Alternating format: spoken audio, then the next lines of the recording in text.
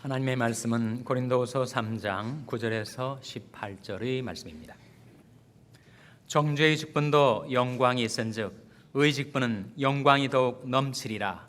영광되었던 것이 더 큰 영광을 인하여 이에 영광될 것이 없으나 없어질 것도 영광으로 말미암았은즉 길이 있을 것은 더욱 영광 가운데 있느니라. 우리가 이 같은 소망이 있으므로 담대히 말하노니 우리는 모세가 이스라엘 자손들로 장차 없어질 것의 결국을 주목치 못하게 하려고 수건을 그 얼굴에 쓴 것 같이 아니하노라. 그러나 저희 마음이 완고하여 오늘까지라도 구약을 읽을 때 그 수건이 오히려 벗어지지 아니하고 있으니 그 수건은 그리스도 안에서 없어질 것이라. 오늘까지 모세의 글을 읽을 때 수건이 오히려 그 마음을 덮었도다. 그러나 언제든지 주께로 돌아가면 그 수건이 벗어지리라.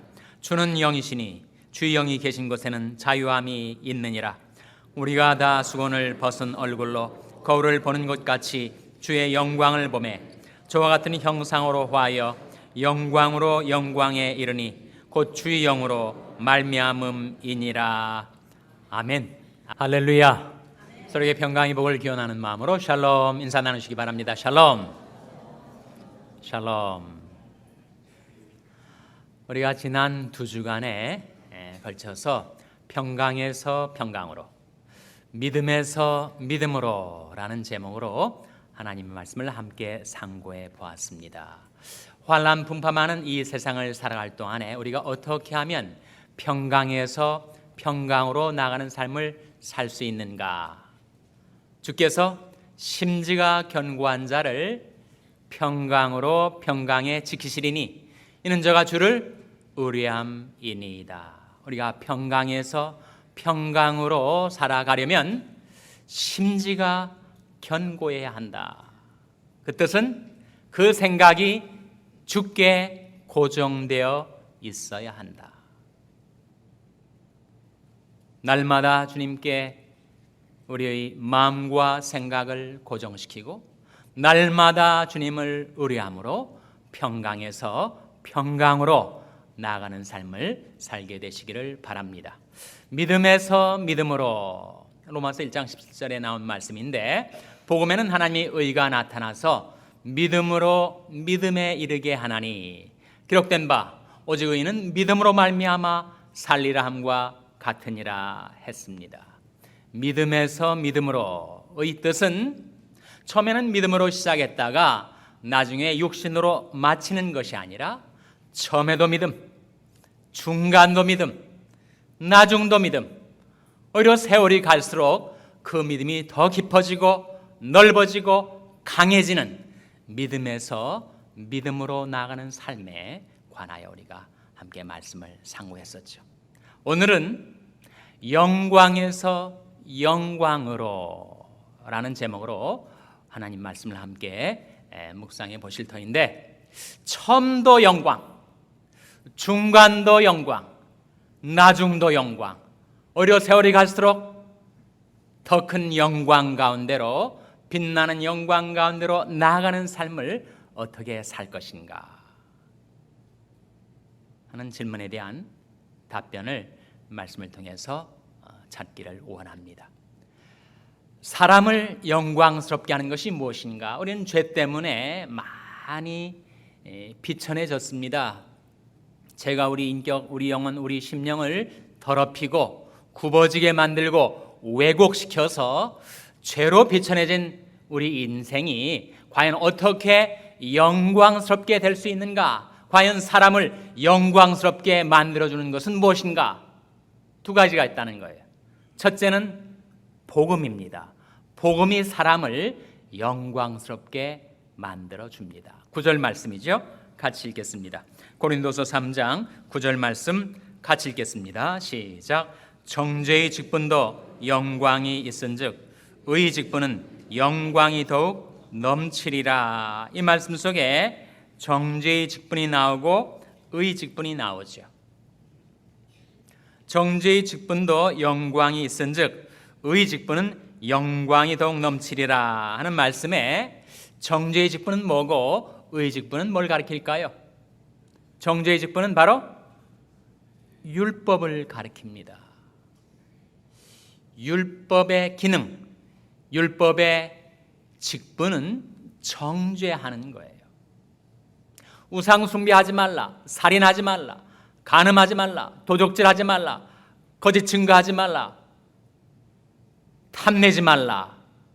그런 율법의 요구가 우리에게 계속 다가왔는데 우리가 그것을 지키지 못하고 거역하고 불순종하며 살아왔죠. 사실 인류의 역사는 하나님의 그 율법의 요구를 우리가 거역하고 불순종하는 가운데 그 죄가 불러온 환난과 고통의 역사다라고 해도 과언이 아닐 겁니다.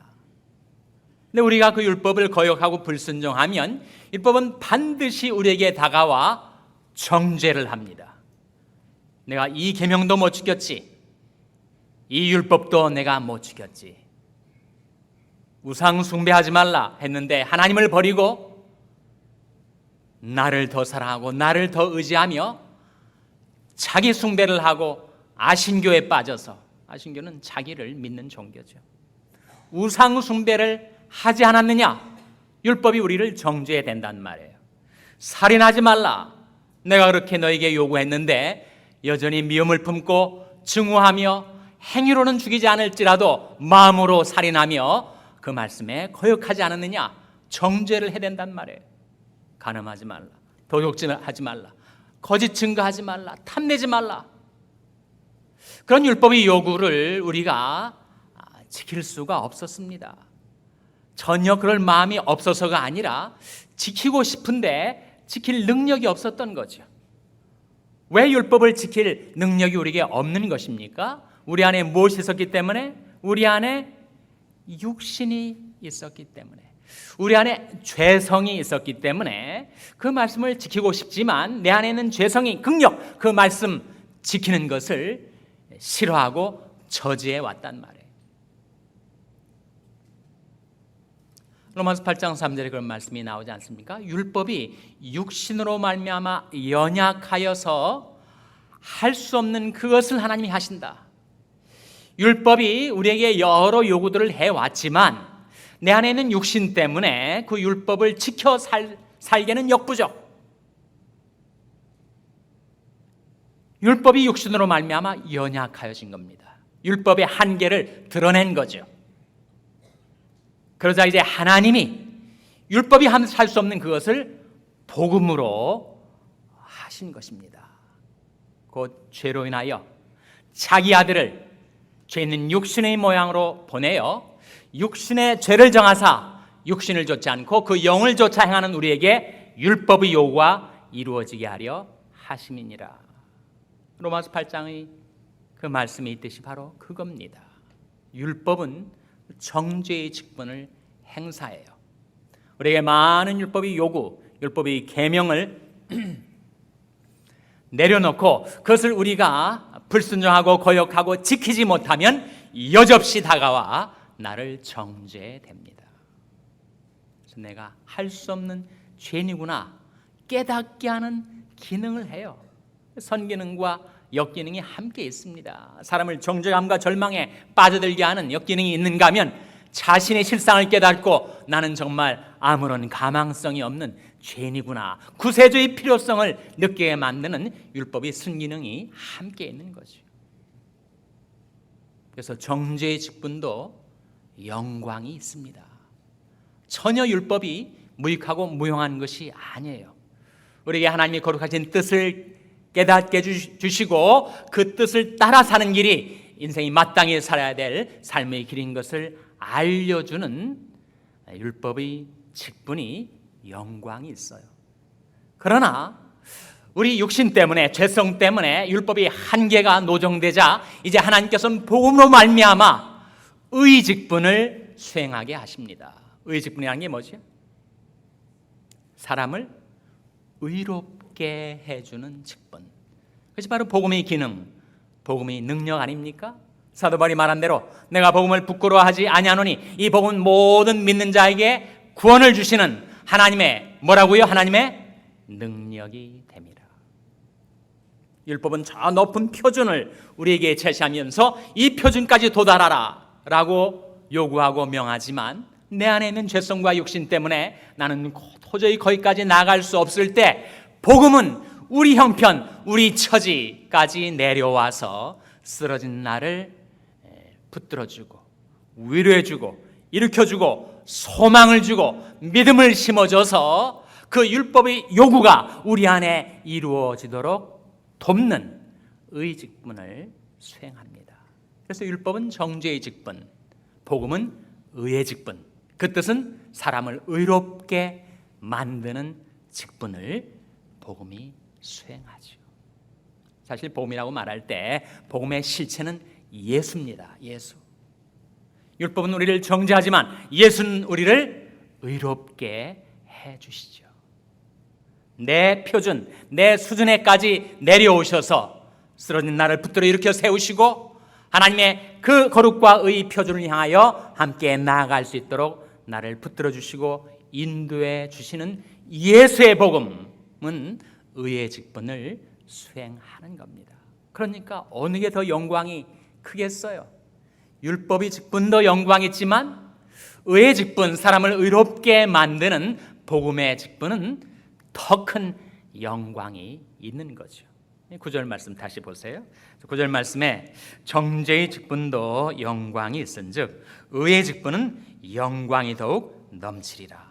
영광되었던 것이 율법을 말합니다. 더 큰 영광을 인하여 복음을 말하죠. 이에 영광될 것이 없으나. 그렇지 않겠어요, 여러분?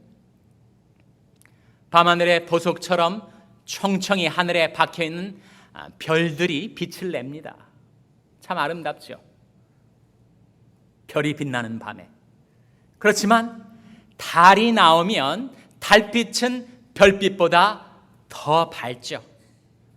더 빛납니다.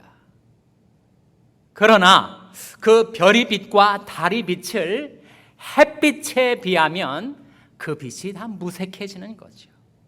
그 찬란한 태양의 빛과 그 영광에 비교하면 그 별빛과 달빛은 다 사라지는 것입니다. 바로 10절이 그런 말씀입니다. 10절 말씀에 영광되었던 것이 더 큰 영광을 인하여 이에 영광될 것이 없으나 11절 말씀 같이 읽겠습니다. 시작.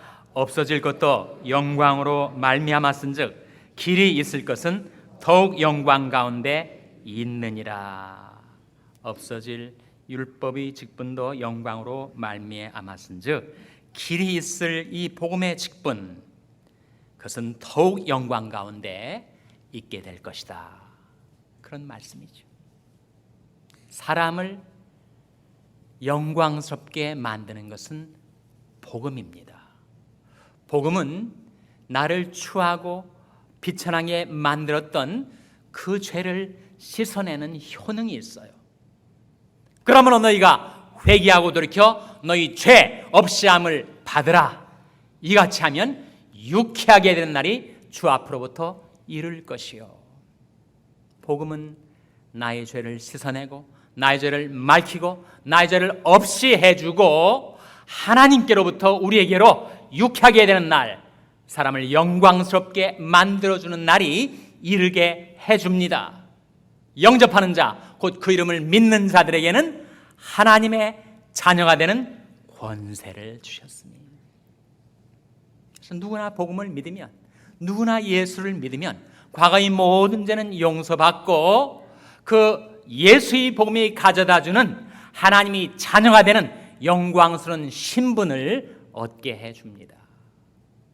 예수 그리스도 안에 집중해 놓으셨던 그 영광스러운 하나님의 의 옷을 우리에게 값없이 은혜로 입혀 주시는 거죠. 예수를 너희가 보지 못하였으나 사랑하는도다. 이제도 보지 못하나 믿고 말할 수 없는 영광스러운 즐거움으로 기뻐하니 믿음의 결국 곧 영혼의 구원을 받음이라. 복음이 영광스러운 이유는 그 복음을 믿는 자에게 영혼의 구원을 가져다 주니까, 하나님이 자녀가 되게 해주니까. 여러분, 가망 없는, 할 수 없는 죄인이었던 나를 끌어올려 하나님의 자녀의 영광스러운 신분에 이르게 해주는 그 복음의 직분은 영광스러운 거죠. 인간이 도달할 수 있는 최고의 존귀, 지구의 영광이 무엇인가? 하나님의 자녀가 되는 것인데 바로 그 복음이 사람을 하나님의 자녀되게 만들어 주는 것이니 복음의 직분은 영광스러운 것입니다. 둘째로 무엇이 사람을 영광스럽게 만드는가? 복음은 영혼의 구원을 통해서 나를 영광에 참여하게 하였는데 그 이후로 그렇게 출발된 나의 신앙의 여정에서 과연 무엇이 나를 더 영광스럽게 만들어주는가? 그것은 하나님의 빛나는 영광, 하나님의 거룩하신 형상, 우리 주 예수 그리스도의 인격을 닮아 내 심령, 내 영혼, 내 속사람이 날마다 새롭게 빚어져 가는 것, 그것이 영광에서 영광으로 나아가는 삶입니다. 18절 말씀이죠. 한번 같이 읽겠습니다. 고린도서 3장 18절 말씀 다 같이 읽겠습니다. 시작. 우리가 다 수건을 벗은 얼굴로 거울을 보는 것 같이 주의 영광을 보매 저와 같은 형상으로 하여 영광으로 영광에 이르니 곧 주의 영으로 말미암음이니라. 이 말씀 가운데 영광으로 영광에 이르니 곧 무엇으로 말미암는다고요? 주의 영으로 말미암음이니라. 사람을 영광스럽게 만드는 것은 복음이고 그 복음을 믿은 자를 더 큰 영광 가운데 나아가게 하시는 것은 바로 주의 영, 성령이신데 그 구체적인 의미는 무엇인가?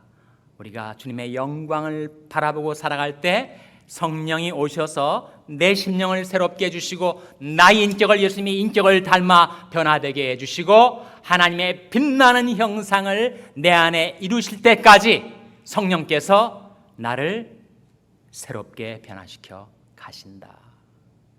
그런 뜻입니다, 여러분.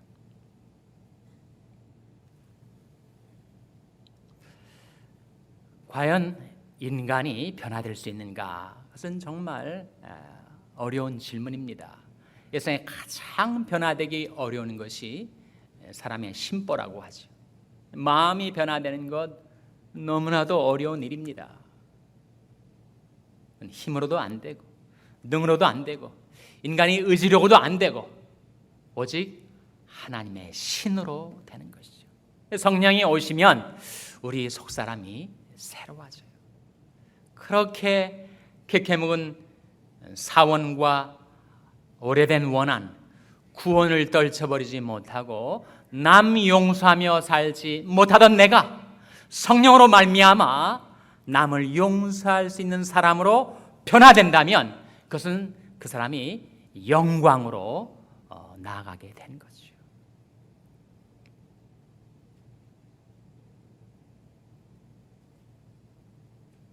내가 정말 나도 아무런 가망이 없는 죄인이었는데 나 같은 죄인을 예수님께서 오셔서 내 죄를 없이 해주시고 하나님이 자녀되는 영광스러운 신분을 은혜로 값없이 내게 입혀주시고 그리고 나서는 날마다 성령께서 내 심령을 새롭게 하셔서 예수님의 인격을 닮아 하나님의 빛나는 형상을 향하여 날마다 새롭게 변화되게 만들어주시는 것은 정말 놀라운 역사죠.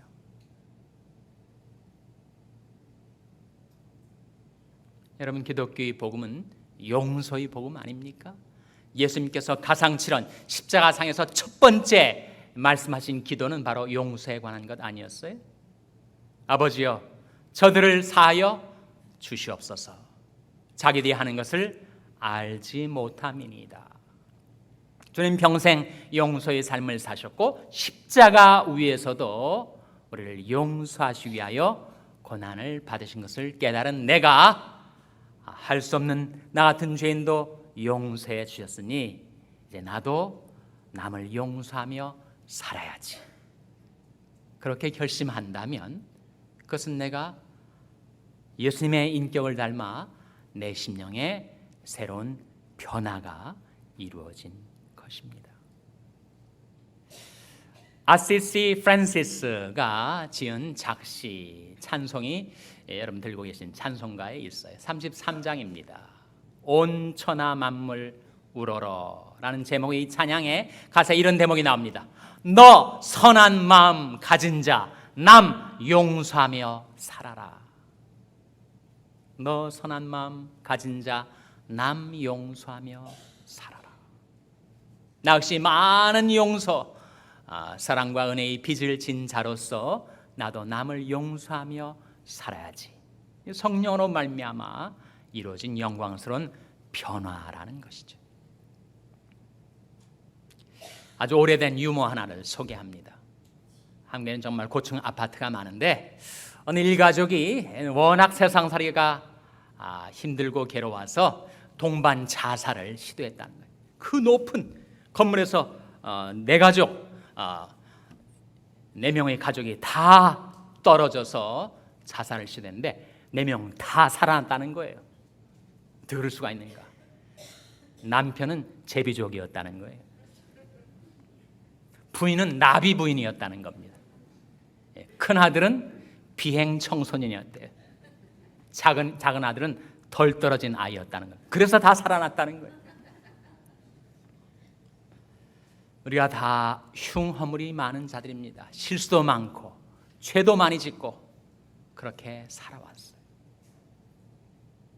서로 마음을 같이하여 높은 데 마음을 두지 말고 도리어 낮은 데 처하며 스스로 지혜 있는 채 말라. 로마서 12장이 말씀이에요. 베드로전서 3장에서는 다음과 같이 말씀하십니다. 너희가 다 마음을 같이하여 채율하며 형제를 사랑하며 불쌍히 여기며 겸손하며 욕을 욕으로 악을 악으로 갚지 말고 도리어 복을 빌라. 그것이 예수님을 닮아 변화된 영광스러운 인격의 변화가 아니겠습니까? 나는 나스로는 그렇게 내 인격의 변화를 초래할 수 있는 힘이 없었는데 성령께서 내 안에 오셔서 나에게 주의 영광을 바라보게 하시고 내 속사람을 날마다 새롭게 변화시켜 주셔서 나로 하여금 영광에서 영광으로, 영혼 구원에서 인격 변화로 나아가게 도우신다는 거죠. 너희는 유혹의 욕심을 따라 썩어져가는 구습을 좇는 옛사람을 벗어버리고 오직 심령으로 새롭게 되어 하나님을 따라 의와 진리 거룩함으로 지으심을 받은 새 사람을 입으라. 그렇게 말씀해 주는 거죠. 복음으로 말미암아 영광에 들어선 내가 어떻게 영광에서 영광으로 나아갈 수가 있는 것인가? 내가 다만 주의 영광을 바라보며 살아갈 때 성령께서 내 심령, 내 인격, 내 속사람을 새롭게 변화시켜 주신다. 하나님의 형상이 내 안에 이루어지기까지. 18절 말씀 다시 보세요. 우리가 다 수건을 벗은 얼굴, 수건은 율법주의를 상징합니다. 육신주의를 상징해요. 우리가 다 수건을 벗은 얼굴로 거울은 여러분이 들고 계신 성경책이 우리 영혼, 우리 인격을 드러내 보여주는 거울입니다. 우리가 다 수건을 벗은 얼굴로 거울을 보는 것 같이 주의 무엇을 보매? 라고 했습니까? 주의 영광을 보매. 저와 같은 형상으로 하여 영광으로 영광에 이르니 곧 주의 영으로 말미암음이니라. 복음으로 말미암아 하나님이 자녀가 되는 영광을 얻은 우리가 성령으로 말미암아 주의 형상이 이루기까지 날마다 새롭게 변화되어 가는 것, 그것이 바로 영광에서 영광에 이르게 되는 길이죠. 주님께서 나를 용서해 주셨으니 나도 남을 용서하고, 주님께서 온갖 은총을 내게 베풀어 주셨으니 내가 다 이해하지 못하는 어려운 일을 당해도 감사하고, 내가 육신적으로 옛날 구습대로 살지 않고 이제는 믿음으로 살고, 예수님이 사실 이 세상에 계실 때 믿음으로 사셨습니다. 하나님이 아들이 믿음으로 살다니 그것이 가당한 말인가? 성경은 그렇게 보여줘요. 아버지여, 내 영혼을 아버지 손에 부탁하나이다. 그게 믿음 아닙니까? 믿음은 맡기는 것인데 우리 주님은 마지막까지 하나님을 신뢰하는 믿음 갖고 사신 거죠. 가서 너도 이와 같이 살라라고 하셨을 때 거기에 포함된 한 가지 의미는 예수님이 믿음으로 사신 것처럼 나도 믿음으로 살고, 예수님이 사랑으로 사신 것처럼 나도 사랑으로 살고, 그런 뜻이죠. 깨어 믿음에 굳게 서서 남자답게 강건하여라. 너희 모든 일을 사랑으로 행하라. 복음으로 말미암아 하나님의 자녀가 되는 영광을 얻게 된 우리가 그 영광에서 더 큰 영광으로 나아가는 삶이 무엇인가? 성령으로 말미암아 우리 인격의 변화가 이루어져 하나님의 형상을 닮아 예수의 인격을 닮아 날마다 새롭게 변화되어 가는 것. 주님이 그리 하셨던 것처럼 나도 남을 용서하고 범사에 감사하고 믿음으로 살고 사랑을 실천하며 살아가는 것. 다시 한번 베드로전서 3장의 그 말씀, 너희가 다 마음을 같이하여 채우라며 형제를 사랑하며 불쌍히 여기며 겸손하며 욕을 욕으로 악을 악으로 갚지 말고 도리어 복을 빌라. 우리가 그렇게 살아간다면 하나님이 복이 우리에게 임하여 우리가 하나님의 영광에 이르게 된다는 말씀입니다. 이 아침에 하나님 앞에 나와 하나님의 말씀을 듣는 저와 여러분의 마음속에 사람을 영광스럽게 만드는 것은 바로 복음이고 성령인데, 이미 복음으로 말미암아 하나님의 자녀가 되는 영광스러운 신분을 얻은 우리가 하나님의 형상을 닮아 예수의 인격을 닮아 우리가 영광에서 영광으로 나아가는 그 과정에 하나님의 성령이 충만히 여러분에게 임하셔서 여러분을 영광에서 영광으로 나아갈 수 있도록 도우시기를 주님의 이름으로 축원합니다. 기도하시겠습니다. 아버지 하나님, 이 아침에 하나님 앞에 나온 저희들에게 복음이 어떻게 저희들을 영광스럽게 하였고 성령이 어떻게 저희를 영광에서 영광으로 나아가게 하시는지 말씀을 통하여 가르쳐 주시고 깨닫게 하여 주셨사오니 저희들은 다 율법주의와 육신주의 수건을 벗어버리고 말씀의 거울에 비추어 나타난 주의 영광을 바라보며 살아갈 때 주 성령님 저희들을 도우셔서 저희들의 심령, 저희들의 인격, 저희들의 영혼, 저희들의 속사람을 날마다 새롭게 변화시켜 주시옵소서.